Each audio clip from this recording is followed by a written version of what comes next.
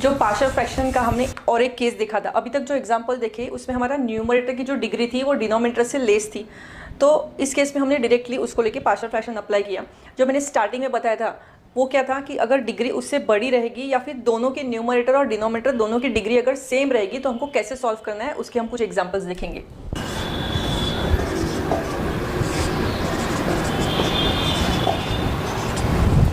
तो इस एग्जाम्पल में हम देख रहे हैं कि न्यूमरेटर की जो डिग्री है 3 है, डिनोमिनेटर की जो डिग्री है वो 2 है, तो न्यूमरेटर की डिग्री डिनोमिनेटर से ज़्यादा है, तो हम लोग इसको डायरेक्टली पार्शियल फ्रैक्शन अप्लाई नहीं करेंगे, हम लोग इसको quotient plus remainder upon divisor form में लिखेंगे, जिसके लिए हमको इन दोनों को डिवाइड करना है।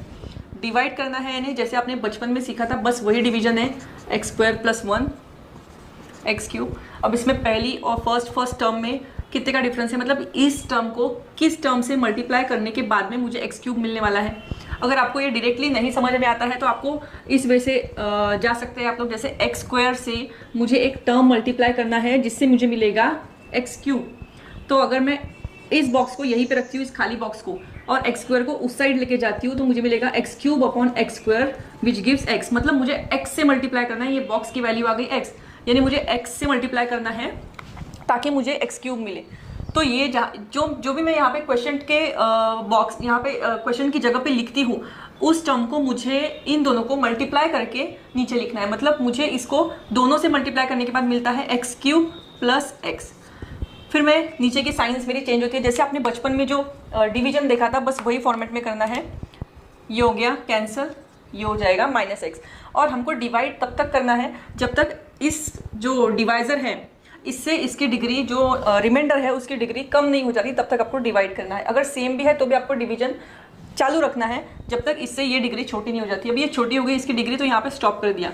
ये है हमारा क्वोशिएंट, ये हमारा रिमाइंडर, ये डिवाइजर। इस फॉर्मेट में अगर मैं इंटीग्रेशन में लिखती हूँ तो मुझे मिलेगा quotient plus remainder upon divisor. तो रिमाइंडर माइनस एक्स था इसलिए प्लस की जगह यहाँ पे माइनस हो गया। यहाँ पे एक्स का इंटीग्रेशन मुझे मिलेगा एक्स स्क्वायर बाई 2, क्योंकि x is power n plus 1 upon n plus 1 minus, अगर मैं इसका जो है वो डेरिवेटिव करती हूँ तो मुझे ऊपर चाहिए था 2x, तो मैं करती हूँ 2 से multiply and divide and I get here log of x square plus 1 plus c। ये मेरा रहेगा फाइनल आंसर इस केस के लिए, जब जब न्यूमरेटर की डिग्री बड़ी हो जाएगी डिनोमिनेटर से, उस केस के लिए। अगर मैं और एक एग्जाम्पल लेती हूँ, last example of this lecture 2x plus 1 upon 3x minus 5 dx।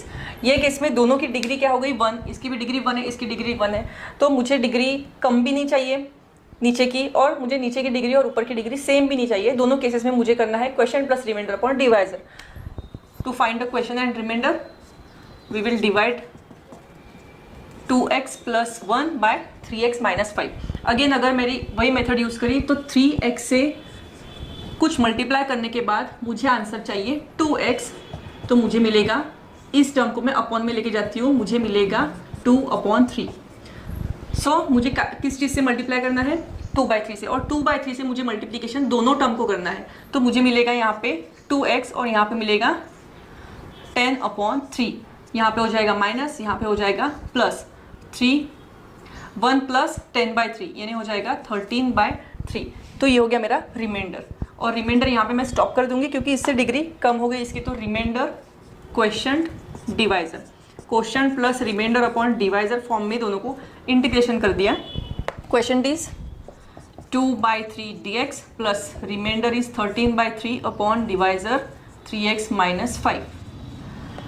यहाँ पे मुझे 2/3 यानी कांस्टेंट हो गया, कांस्टेंट का इंटीग्रेशन 2/3x प्लस 13/3 हमारा कांस्टेंट बाहर निकल गया, और मुझे करना पड़ेगा 3 से मल्टीप्लाई एंड 3 से डिवाइड। क्यों? क्योंकि इस टर्म का डेरिवेटिव आता है 3 और मुझे 3 का करना है ऊपर और नीचे एडजस्टमेंट। तो यहाँ पे हो जाएगा 2/3x plus 13/9 log of 3x minus 5 plus c।